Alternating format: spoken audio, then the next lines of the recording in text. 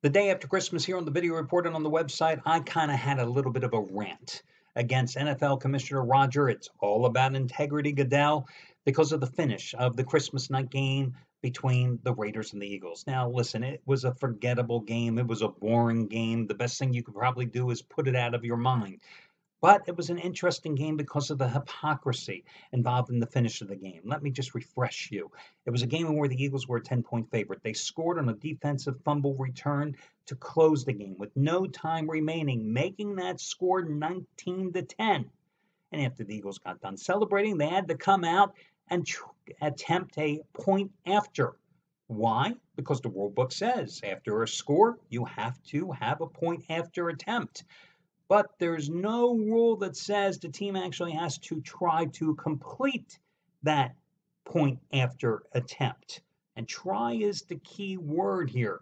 Now, Philadelphia coach Doug Peterson showed a lot of class by not rubbing salt into the wound with a meaningless point after attempt because it wasn't going to affect the outcome of the game. The Eagles won that game. Again, why rub salt into the wound of the Raiders, of their coach, Jack Del Rio, of their players? It just wasn't necessary. And no one really brought that point up other than yours truly, because, oh, let's face it, I had a vested interest in that game. As a top rated 15 dime play on the Raiders, I would have liked, or on the Eagles, I would have liked to have walked away with a push in that game. Granted, it would not have been a well deserved push considering how poorly the Eagles played. But again, they were minus 10. They only won 19-10. And if they had kicked that extra point, it would have been nice. But it was a point that Doug Peterson felt he didn't need because it didn't affect the outcome of the game. However, it kind of flew under the radar. But when it happens yesterday in a playoff game, when it's the only game in town, and it was a game that was ended on such a dramatic note, oh, you do a Google search today and you're going to find those type of discussions all over the damn place because everybody's interested in why didn't the Vikings kick that point after attempt.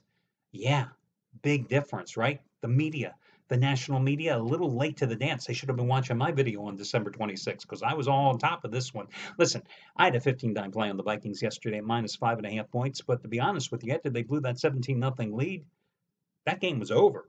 Matter of fact, I knew it was over when Case Keenum threw that boneheaded interception late in the third quarter, giving the Saints the short field, and they go in, they score the touchdown, they make it 17-14. They had all the momentum at that point. It was a game, set, match. The fact that the Saints put themselves in the position to maybe score what I thought would be a game-winning field goal, I didn't care. Because when you cost me money, you can lose the damn game. I'm thinking, okay, do I want the Saints to play the Eagles next week as a lifelong Philadelphia fan, or do I want the Vikings to play them? I'm thinking, all things considered, the Vikings defense is a little better. I might want to have them come and play the Saints next week.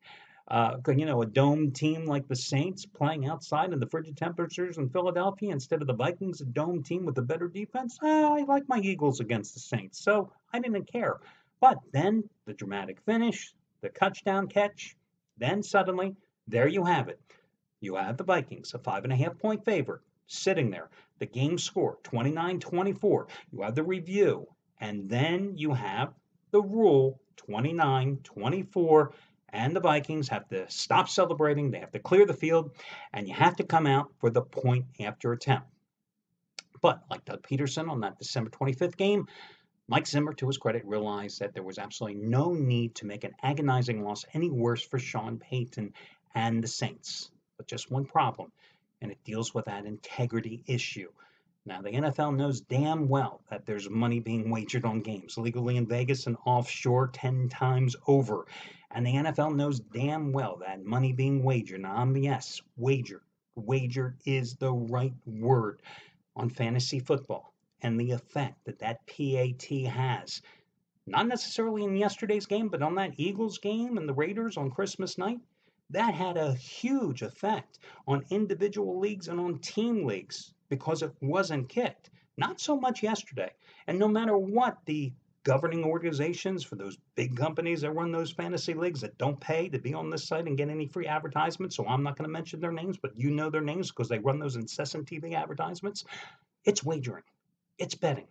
It's no different than sports betting, no matter what anybody wants to tell you, and no matter what any state attorney general, after they finally cow down and let those groups have their leagues run in respective states, it's sports betting. So, bottom line, every time the commissioner opens his mouth and talks about the integrity of the game, doesn't it make you pause and wonder if he's talking out of both sides of his mouth? Because here's the bottom line, guys. You can't complain about the officiating affecting the outcome of the games, which ultimately affects the money gambled on those games through sports betting or fantasy football sports betting, and not be concerned about the money won or lost on a team not trying to attempt a mandated point after attempt. You can't be half pregnant. That's the bottom line. Either get rid of the rule or have the rule and make it enforceable. So what would have happened yesterday? Well, what's the downside? The point after attempt is blocked and it's returned for a maximum of 2 points. Would it have affected the outcome of that game? No. But think about the folly of the rule in most cases. Think about the Georgia-Alabama finish, college football overtime, right? Alabama throws the thing. Wouldn't we all have liked Alabama to come out and kick that extra point so we could have walked away with a push or a cover if we were on the tide like I was, like you were probably? Would have been great. But how stupid would it have been?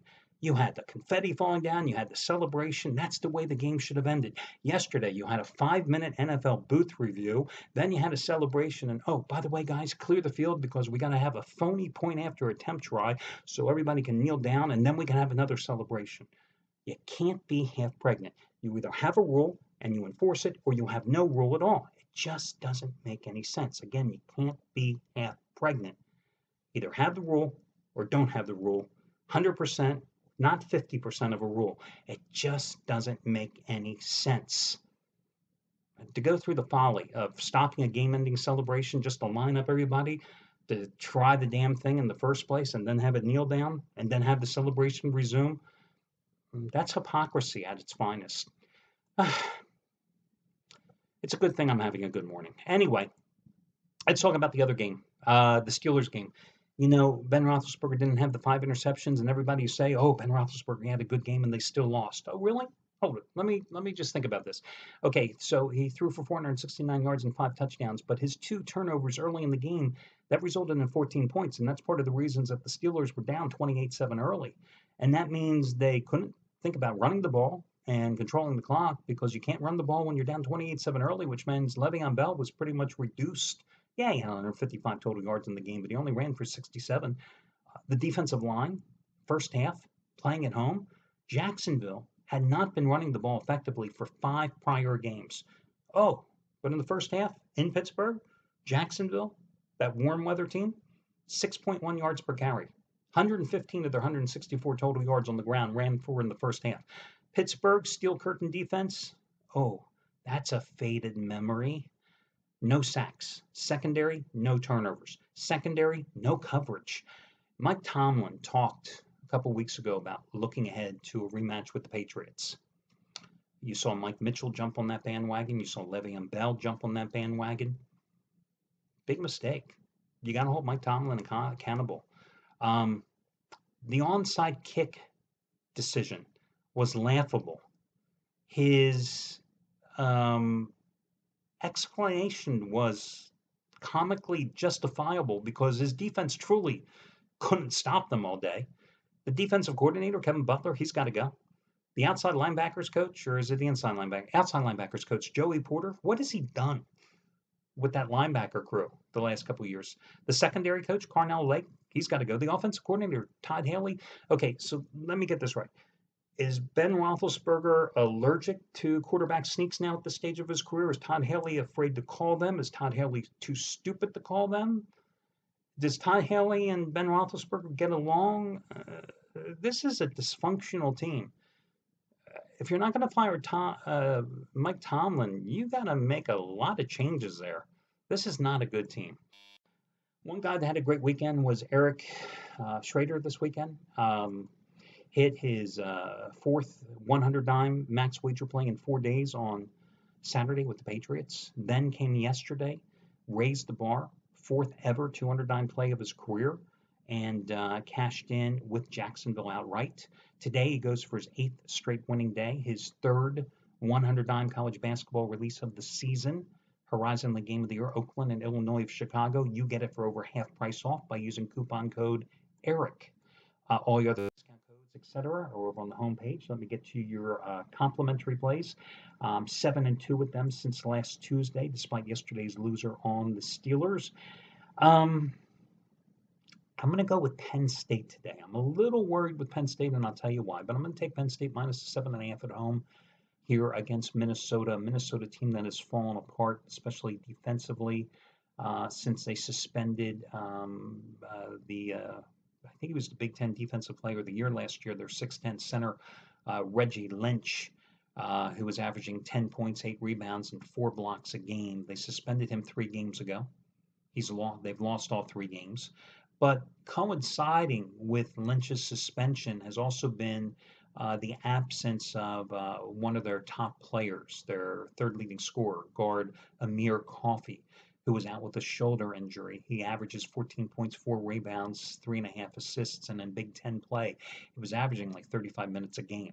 What has happened is that they have just fallen apart. They're coming off an 81-47 loss at home to Purdue. Prior game, they lost 83-60 at Northwestern. That's 3 straight losses. Now, Penn State's coming off a 76-74 win against Nebraska at home on Saturday, but it was a game in which they blew a 16-point lead at home. The reason I'm a little hesitant about Penn State is I don't know if one of their top players, Josh Reeves, a wingman, a guy who really is probably their most intense defensive player as well. He's missed the last 2 games because of academic issues. I don't know if he is going to be eligible for this game. He averages about 11 points and 4.5 rebounds a game. But favorites covered 8 of the last 10 in the series. Minnesota 4-10-1 against the spread, their last 15 at Penn State. And this is a team that is missing 2 key cogs and is just totally fallen apart. A team that's 1-3 in true road games this season. Penn State 10-2 at home, so that's why I'm willing to lay the points with Penn State in this contest. Your other game, I'm going to take a shot here with. I'm looking at an NBA game. I'm looking at another college basketball game. I'm going to take a shot in the NBA with the Brooklyn Nets at home, minus 2.5 against the New York Knicks. The game goes at 3:05 Eastern time. Knicks are coming off a 123-118 overtime loss yesterday at home against New Orleans. They were up 19 late in the third quarter. They were up 9, 4.5 minutes to go in regulation. They've lost 3 straight 10-12. Nets are coming off a 119-113 overtime loss Saturday at Washington. They fought back from a 23-point deficit to force overtime in that game. Knicks are 4-15 on the road. They only average 99.5 points on the road. This is a team that just can't find anything going offensively, and they got Tim Hardaway Jr. back after a 20-game absence, and he scored 16 and 25 points in the first 2 games back. So, I'm going to go with the Nets here, lay the points at the Barclays Center in this mid-afternoon contest. Of the 2 plays, they're about equal. Penn State and the Nets. Penn State maybe a little bit more, but again, I couldn't find any information about the academic status of that guy I was talking about, Reeves. So Penn State a little bit better, and the Nets would be your other complimentary play, and that'll do it for your Monday card.